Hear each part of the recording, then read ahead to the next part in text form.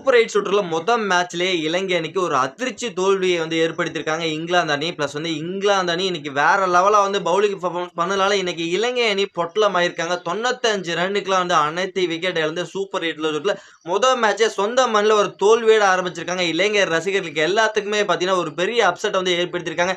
இலங்கை ரசிகர்லாம் பார்த்தீங்கன்னா பயங்கரமா நொந்து நூடுல்ஸ் ஆகி போய் உட்காந்துருக்காங்க. ஏன்னா அந்த அளவுக்கு பவுலிங்ல மிரட்டின இலங்கை பார்த்தீங்கன்னா பேட்டிங்ல இப்படி ஒரு மோசமான பெர்ஃபார்மன்ஸ் வெளிப்படுத்துவாங்கன்னு சும்மா யாருமே எதிர்பார்க்கவே இல்லை. இதே வெனியூல இதே 2 அணி இதே மாதிரி தான் நடந்து ஒரு 10 நாளைக்கு மேலே நடந்தது. பிளஸ் அதே அப்படியே ரீப்ளே பார்த்த மாதிரி இருந்தது. பிளஸ் இலங்கை அணிக்கு ஒரு பெரிய அதிர்ச்சி இன்னைக்கு ஏற்படுத்தியிருக்காங்க. இங்கிலாந்து மிரட்டல் பவுலிங்கை காமிச்சிருக்காங்க. பிளஸ் அப்படி என்னதான் இந்த மேட்ச்ல நடந்தது, பிளஸ் என்னதான் தவறு செஞ்சாங்க, எதனால இந்த மேட்ச் இலங்கை தோல்வி அடைஞ்சாங்க, எப்படி இங்கிலாந்து இந்த மேட்ச் ஜெயிச்சாங்க அப்படிங்கிறது எல்லாமே ஒன்னு விடாம அலசி ஆராய போறோம். பிளஸ் அதனால வீடியோ ஒரு நிமிஷம் கூட ஸ்கிப் பண்ணாம கடைசி வரைக்கும் பாருங்க. T20 வேர்ல்டு கப் 2026 சூப்பர் 8ஓட 2வது மேட்ச் இலங்கை வர்சஸ் இங்கிலாந்து இன்னைக்கு ஒரு பலப்பரீட்சை செய்ய ஆரம்பிச்சாங்க. இதுல இன்னைக்கு டாஸ் வின் பண்ண இலங்கை நாங்க ஃபர்ஸ்ட் ஒரு பவுலிங்கை தேர்வு செஞ்சாங்க. பிளஸ் அது பாத்தீங்கன்னா அவனுக்கு ரொம்ப சாதகமா அமைஞ்சதுன்னே சொல்லி ஆகணும். ஏன்னா Jos Buttler and Philip Salt 2 பேர் ஓபன் பண்ண ஆரம்பிச்சாங்க. இதுல பாத்தீங்கன்னா பிலிப் சால்ட் மட்டும் ஒரு சைடு நங்கூர் மாதிரி நச்சு நின்றுட்டாரு. ஆனா அடுத்த சைடு இருக்க ஒவ்வொரு பேட்டரையும் பார்த்தீங்கன்னா ஒவ்வொரு வந்த பட்லரா இருக்கட்டும், பிளஸ் அதுக்கப்புறம் வர ஒவ்வொரு பேட்டரையும் சும்மா தொக்கா தூக்க ஆரம்பிச்சாங்க. இலங்கையோட பவுலர்னு சொல்லி அவனுங்க. பிளஸ் அவங்களோட ஒருத்தர் கூட பார்த்தீங்கன்னா பிலிப் சால்ட்டுக்கு பார்ட்னர்ஷிப்புங்கிறது அமைக்க விடவே இல்லை.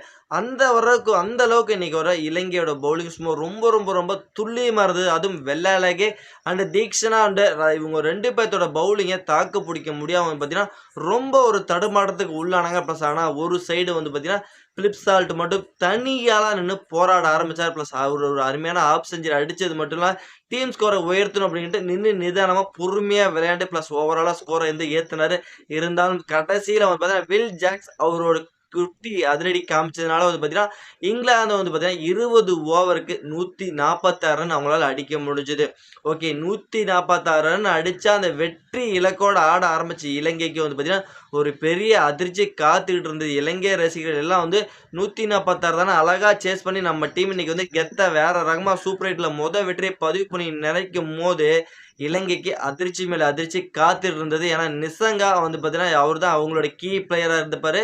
அந்த கீ பிளேயரை பார்த்தீங்கன்னா வந்த உடனே ஒரு 2 பவுண்டரி அடிச்சோன்னா இன்னைக்கு வேற ரகமா ஆட போறாரா அப்படின்னு நினைக்கும் போது சோப்ரா ஆர்ச்சரோட ஓவரில் பார்த்தீங்கன்னா அவரோட விக்கெட்டை இழந்தாரு. அதுக்கப்புறம் குசால் மெண்டிஸ் வில் ஜாக்சனோட விக்கெட்டை விட்டாரு. ப்ளஸ் அதுக்கப்புறம் ரத்னேகா வந்தாரு. ப்ளஸ் அவரு அந்த பொறுப்பே இல்லாமல் வந்த பாலே பார்த்தீங்கன்னா இறங்கி விளையாண்டு ப்ளஸ் அவரும் அவரோட விக்கெட் இழந்தாரு. இப்படி டக்குன்னு பவர் பிளேக்குள்ளே பார்த்தீங்கன்னா 30 ரன்னுக்குலாம் 5 விக்கெட் இழந்து தத்தளிக்க ஆரம்பிச்சாங்க இலங்கை அணி.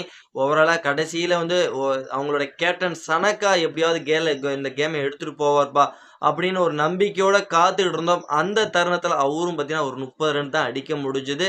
ப்ளஸ் கடைசியில் அவரோட விக்கெட்டையும் இழந்தார். ஆனால் கடைசியில் ஓவராலாக பார்த்தீங்கன்னா 16 ஓவருக்குலாம் 95 ரன்னுக்குலாம் அனைத்து விக்கெட்டையும் இழந்தாங்க ஸ்ரீலங்கா அணி. இதில் குறிப்பிட்டு சொல்லணும்னா Will Jacks, Dawson and Adil ரஷீதோட பவுலிங்கை தாக்கு பிடிக்க முடியாமல் இன்னைக்கு இலங்கை அணி ஒரு அபார தோல்வியோட இந்த சூப்பர் 8 முடிச்சிருக்காங்க. ப்ளஸ் இன்னைக்கு இங்கிலாந்து பார்த்தீங்கன்னா 51 ரன் வித்தியாசத்தில் அந்த சூப்பர் 8ல முதல் வெற்றியை பதிவு பண்ணியிருக்காங்க. இதே மாதிரி தான் பார்த்தீங்கன்னா ஒரு 10 நாளைக்கு முன்னாடி 128 ரன் அடிச்சு அதை டிஃபன் பண்ணாங்க. இதே இங்கிலாந்து இதே வெனியூவில் இதே இலங்கைக்கு எதிராக. ப்ளஸ் அது அப்படியே ஒரு ஹைலைட்ஸ் பார்த்த மாதிரி இருந்தது. இந்த மேட்சை பொறுத்த வரைக்கும் இலங்கை அணிக்கு இனி இருக்கக்கூடிய 2 மேட்ச்மே important match, New Zealand versus Pakistan. அந்த 2 மேட்ச்லையும் ஜெயிச்சா மட்டும்தான் அவங்களால செமிஃபைனலுக்குங்கிறது வாய்ப்பு இருக்கு. ப்ளஸ் முதல் மேட்சை இப்படி ஆரம்பிச்சிருக்கனால இலங்கை ரசிகர்கள்லாம் ஒரு பெரிய அதிர்ச்சி ஒரு அப்செட் கொடுத்துருக்காங்க. ப்ளஸ் இலங்கை ரசிகர்களுக்குலாம் ரொம்ப மனக்கவலை ஏற்படுத்தியிருக்காங்க.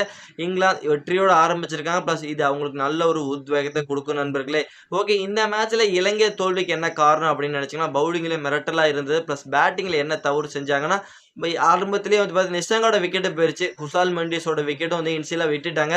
ஸ்பின்னர்ஸோட அட்டாக்கிங் தான் இதில் நல்லா பயங்கரமாக ஒர்க் அவுட் ஆகுது, நமக்கு எல்லாம் தெரிஞ்சு போச்சு. அப்படின்னால இது என்ன பண்ணணும்னா நிதானமாக கொஞ்சம் ஸ்டடி பண்ணி விக்கெட்டை விடாமல் அடிச்சும் விளையாடாமல் ப்ளஸ் பொறுமையாக ரொட்டேட் பண்ணி விளையாண்டுருந்தாங்கன்னா ப்ரெஷர் இங்கிலாந்து பவுலருக்கு மேலே போட்டிருக்கலாம். ப்ளஸ் இவங்க வந்ததுலேருந்தே விக்கெட்டு போனாலும் சரி அடிக்கணும்னு நினச்சி இவங்களும் விக்கெட்டை விட்டுட்டு போயிட்டாங்க. ப்ளஸ் அதனால தான் இன்றைக்கி இலங்கை ஒரு தோல்வியை தழுவிருக்காங்கன்னு சொல்லி ஆகணும் ஃப்ரெண்ட்ஸ். ஓகே ஃப்ரெண்ட்ஸ், இந்த வீடியோவில் இலங்கை வர்சஸ் இங்கிலாந்து இந்த மேட்சை பத்தி நீங்க என்ன நினைக்கிறீங்க அப்படிங்கிறத மறக்காம நம்மளோட கமெண்ட் செக்ஷன்ல பதிவு பண்ணிட்டு, இந்த வீடியோ உங்களுக்கு எந்த அளவுக்கு பிடிச்சிருக்கு அப்படிங்கிறத மறக்காம லைக் பண்ணி, ஷேர் பண்ணி, உங்க சப்போர்ட்டையும் ஆதரவையும் குடுத்தீங்கன்னா ரொம்ப ரொம்ப யூஸ்ஃபுல்லா இருக்கும். நம்ம வந்து நெக்ஸ்ட் வீடியோல பார்க்கலாம். Bye bye friends.